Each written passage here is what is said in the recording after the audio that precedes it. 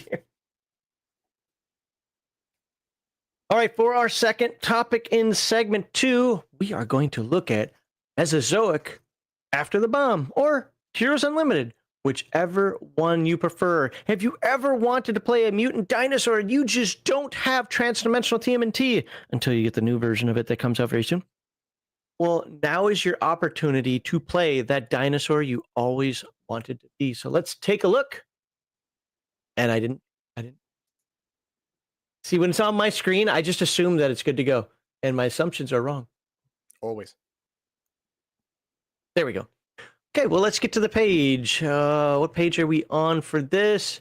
Spell Breather, Astronomy, Blade Mage, Mesozoic. Page 41. I'm guessing 42. Oh, it's right. I'm not reading all this. Aw. Long story short, history of After the Bomb that was written better than the actual history of After the Bomb.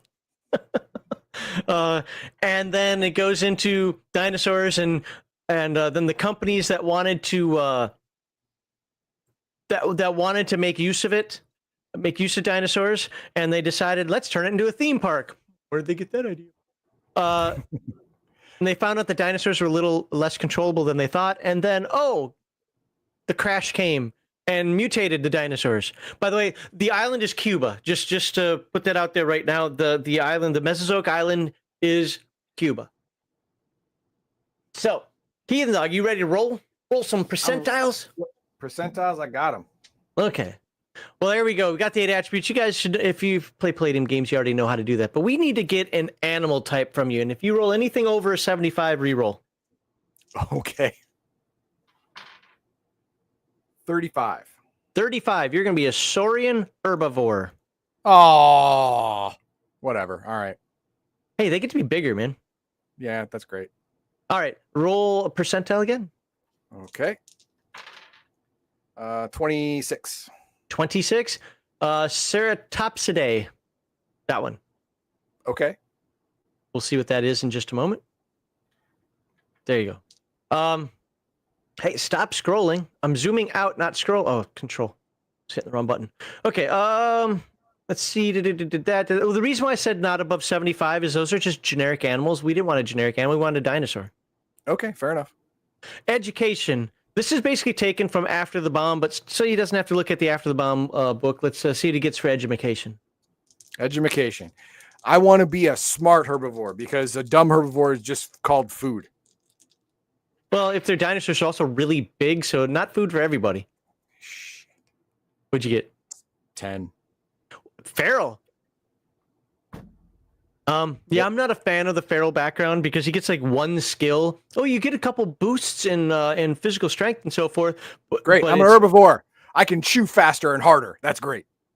Well, you started from an herbivore, but you know what? You got a better brain now. You realize that that's not the right side of the food chain to be on. So you're feral. But with no education, it's going to be harder to, go hop that line. Your education is all in survival. Okay, that makes sense. So characters with a feral background would have been born or abandoned into El Salvage. And if you yell at me about pronouncing a J, well, guess what? It's J and I speak English.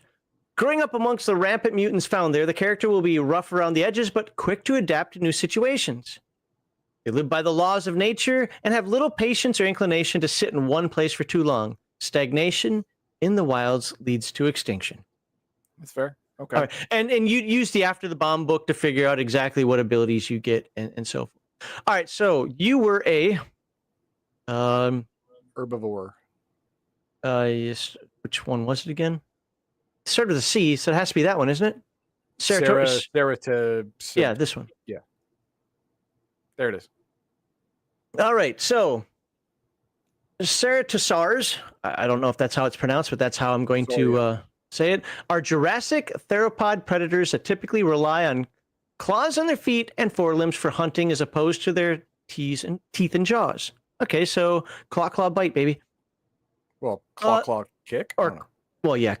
They are excellent. I mean, you still can rely. It's just you go for the claws first. Sure.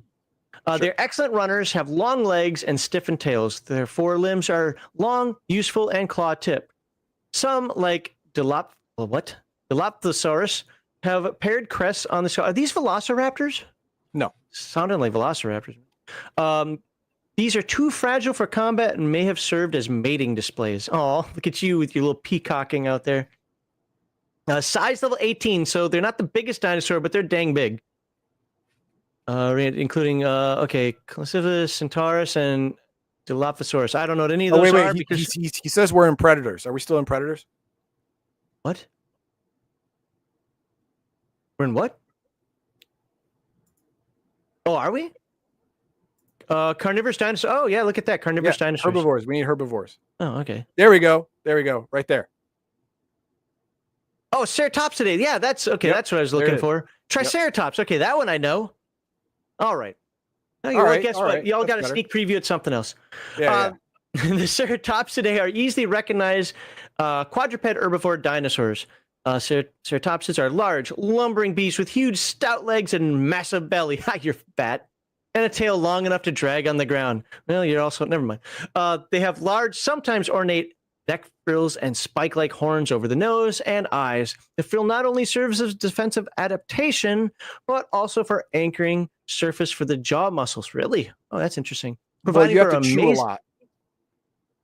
Okay, providing for amazing shearing and chewing power to the beak and jaws. They're socially oriented animals living in herds. Well, not him. And are aggressive defenders. Rather than run, they would stand off against carnivores with bullish determination. Okay, so I mean, I think most of us know what a Triceratops is. Sure. If I know it, you probably know it.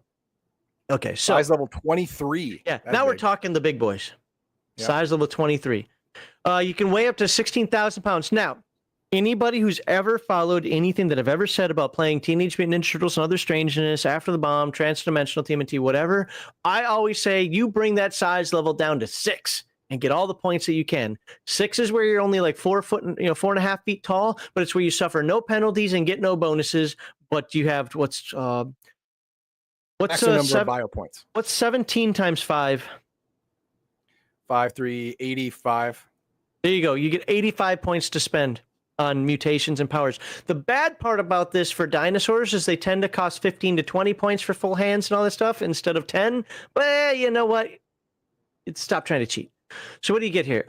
Build is short. Okay, so you're probably going to be 3 foot tall instead of 4.5 feet tall. But total value, of course, is 0 because you can't stay at size 23. And by the way, if you are size 23, you'd have a walnut brain. For whatever reason, you're really stupid when you're really big. You get +2 to mental affinity. People trust you. +2 to mental endurance. You know, you're used to standing down carnivores. You know what? You can take a little bit of pressure. You're a little mentally tough. Yeah. +2 to physical strength. Well, you got those big fat legs, right? Also, I think brute strength is a mechanic. Yeah, we'll get to that. We'll get to brute strength. And at least if it's not in here, it's for sure in the After the Bomb book. And +4 to physical endurance. Again, you're used to staring down those carnivores. You're big and tough. There you go. This is what you look like right here. Okay, so hands. Yep, you need 20 for 4 fingers and opposable thumb. So biped. Again, need 20 for full. The reason it's so expensive is because you're starting off with so many more bio points than anybody else would have, because anything above 20 is well above what the book normally gives you. Speech, though, they're not going to mess with you on. That's kind of the same for all animals. And then lastly, looks, none, because that's what you do in the game. If you're playing looks full, you're playing a bad game. You look like this character right here. And yes, every time I say that, somebody puts in the comments, no, I play an infiltrator. Shut up. Just play. You're supposed to be playing TMNT. You're supposed to look like an animal. Otherwise, go play Heroes Unlimited. Which, oh, by the way, this game's good for.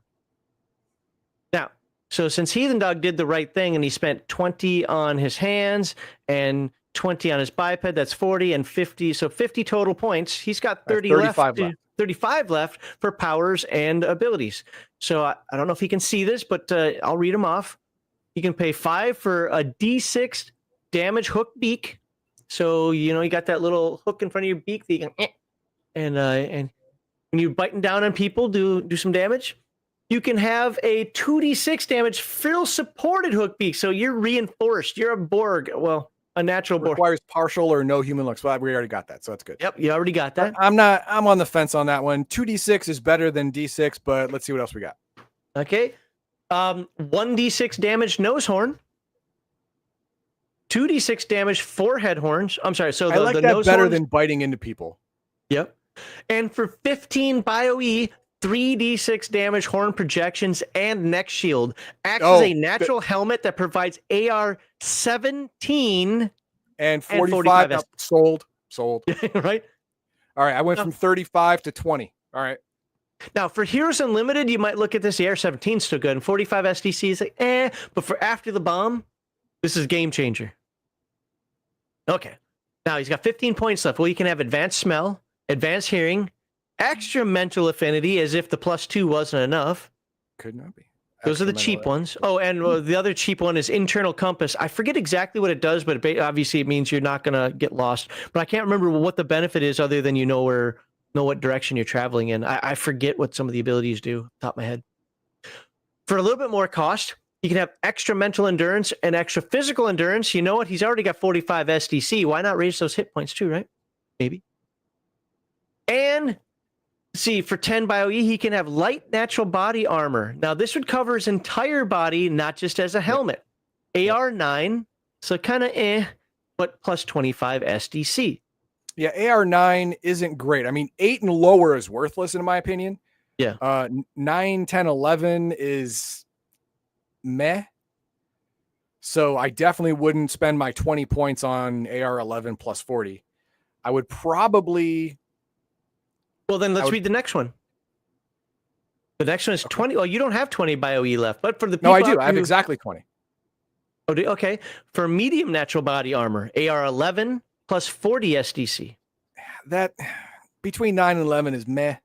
I would really go for spend 10 on the physical strength and 5 for advanced hearing, because advanced hearing usually comes with an initiative bonus in most Palladium games. So that's probably what I would do. But let's see if I can get disadvantages and buy up some stuff. Right. Before we do that, one of the things that I want to say is this: Heathen Dog's also basing this on the rules of the game. We both kind of have a house rule when it comes to AR, that even if you have bonuses, you have to roll it naturally. Yeah. And that makes these ARs worth much more effective. But the way AR is written, it's included with bonuses. So after like second, third level, you're going to roll a 9 no matter what, almost. I mean, with your bonuses, you're probably going to beat it. So rules as written, AR is worthless below 11, 12, 13. But the way Max and I do it, where you have to roll the AR naturally, AR 9 is actually, pretty useful. Okay, well, you can be colorblind. Again, off the top of my head, I'm not going to pull up my After the Bomb book. I forget what all these disadvantages do, but you can probably consider or understand through the context. Color blindness. So obviously you're going to have some negatives on some perception checks. Prey eyes, if I remember correctly, and somebody can correct me on this one, prey eyes means that it's a fear. It's like you see everything as an attacker, and it makes you jittery. Yeah, if I'm wrong about that, please correct me. But I seem to remember that's what it is. Diet herbivore. And I don't know what gastrolithic herbivore. Yeah, you can only eat plants, and you have to eat a whole bunch of them. I mean, I know what herbivore means, but I don't know what this is. Gastrolithic. No, the gastrolithic herbivory. I think it's pronounced. I'm not sure, but it's the idea that plant matter has less calories per weight than meat, so you have to eat a lot more of it per day to be satisfied. So, Game Masters, when you see this -5 BioE points, that doesn't mean it's a hand wave just to get more abilities. No. This means that you have to implement this into the game, and this is a true weakness that the character has to have. You used to say this all the time when it came to the ferret, or not the ferret, the weasel. The weasel's so overpowered in the original TMNT and Other Strangeness. Unless you actually make them eat their double caloric intake that they have to have. No. You can be nearsighted, so you can be me. You can have a reptile brain prey. Again, Reptile. I'd have to look that up what that means. A vestigial tail, which means you have a tail that just sometimes gets in the way, or vestigial horns, which means you couldn't be poking people in the face. Oh, so no, no, no. your... But vestigial tail and vestigial horns is non-functional tail and non-functional I know horns. it. Yeah, but Yeah, it's more than just that. I can't take the horns one because I took the helmet. Yeah, but we're reading this off for the folks out there as well. Oh, okay, sorry. These vestigial horns are they can break. They're not made out of rubber. They're just not going to do what you want them to do. They're just kind of maybe they're just little nubs that are rounded off. Yeah, but they're not real, and they're not going to be able to be used in combat. Prey eyes bring more penalties and long range attacks, negative parry with a bonus for dodge, and no blind spots. Okay, well, yeah, because they'd have eyes in the side of their head. Oh, is prey eyes the eyes in the side? I thought it was a bird issue. Okay, it's been so long since I looked at those powers. So anyway, you can find all these powers in the After the Bomb book, and maybe even in here. All right, so you had what? You took 20 there. Oh, you were done because you took this. Right? Yeah, I was done. I got 0. I was looking at disadvantages. Do I want to take any of these? And off the bat, I'm thinking no. I'm going to stick with no disadvantages and stick with the extra PE and the other one. Oh, scroll up a bit. What was the other one? Extra PE and advanced hearing, and that'll bring me to 0. Okay. Well, there you go. There's his Rocksteady. Not quite. That's just weird looking. Yep. I don't want to be him. But I could picture him sitting. He has a bonsai tree coming out of his face. But I could see him sitting in my neighborhood. Anyway, so let's get down to. There you go. That's for Heathen. Notice they all have guns. Well, they are prey. They have to arm themselves with something greater than the predators have. They are in Cuba. Okay, so it actually talks about the traits here. So this gastrolithic, the specialized process of herbivory that requires the character to swallow stones to aid in the digestion process. So it's like cows do that too? Yeah. No, chickens. Chicken. Okay. They are, however, polished quite nicely in the character's gut and may be used for barter once the character needs to replace them. Yeah, if they don't know where it came from. Hey, it's like, what's his name? You poop these out. Yeah, get out of here. Look, do you know what the most expensive coffee in the world is? Yeah, the poop by the stupid raccoon creature. Yeah, okay. It's a cat, but yeah. Whatever. And just remember, in Futurama, Zoidberg finally realized that he was making pearls his entire life. What is it? What's that crap that whales make? Not ambrosia. the perfume stuff. I keep on saying ambrosia. It's not ambrosia. No. It's some kind of amber looking, not a rock, but close to it that is used to make perfume. The base for all perfume. But it's just whale vomit. Yeah. Any other powers up here? Okay, I guess those are the only ones. So then it goes into What's that? Infectious bites, serrated teeth. Those are new powers. Yeah, but you didn't pick any of those. So no, I was an herbivore. Herbivores don't have serrated teeth or infectious bites. Ambergris, that's what it's called. Yeah, there it is. Ambergris. That's right. So the pre-crash history of Mesozoic land. I'm not going to read the history. I just want to show the game stuff for this. And this is why I'm guessing that there isn't going to be a second episode on this unless it's got game context. But I did want to show you guys one with the dinosaurs are. If you've already got Transdimensional TMNT, you're looking at this like, wow, that's a waste of time. Yeah. But if you don't, then here you go. Here are your dinosaurs, and you can get it right now off the Palladium site or off of Drive Thru RPG. I have a link in the description that can get you this book. So check it out. Kind of a short segment. It was meant to be. I just wanted to put this out there and just give you an idea of what you can get. If you have After the Bomb, you're going to have all these abilities in your book. I just don't remember what they are off the top of my head because it's been a while. All right, what do we have for chat? Not a lot. Reagan Wright says, going to wear your Palladium attribute shirt at Gen Con. Nice. I'll be sure to tell folks where I got it from. Thank you very much. Thank you. Appreciate that. Yeah, so that shirt was inspired by all the people that would buy those strength, dex, con, intelligence, wisdom, charisma shirts for D&D. I was like, I'm going to make one for Palladium. So it's a IQMEMAPS. So yeah, you can get that off our Redbubble store. Again, link is in the description. Thank you for that, and hopefully Kevin appreciates it as well. I still want to see more sales of the Giga Damage shirt. Yeah, that'd be nice. And Polyrobotics comes up, will these dinosaurs work in Rift's dinosaur swamp? I think they will. I mean, you have to convert it to MDC, but yeah, I mean, you can just do that by just erasing an S and writing an M for most cases. But I thought Rifts already had these things converted in the second book. Remember, it wasn't in the first book. We were kind of complaining about that. It was in the second book. But I thought all these dinosaurs were in the second book. Now, mutant dinosaurs as player characters, well, isn't that, yes? I mean, can't you be anything in Rifts? Yeah, it'll work. I mean, even if you don't have the conversion book, you can just do it. Just like I said, replace an S with an M, and you're on your way. Or worst case scenario, just call this, just roll it up like any other character, and just say this is your look. And yeah, you got some powers and whatever. They're STC powers. It isn't going to matter a lot in Rifts.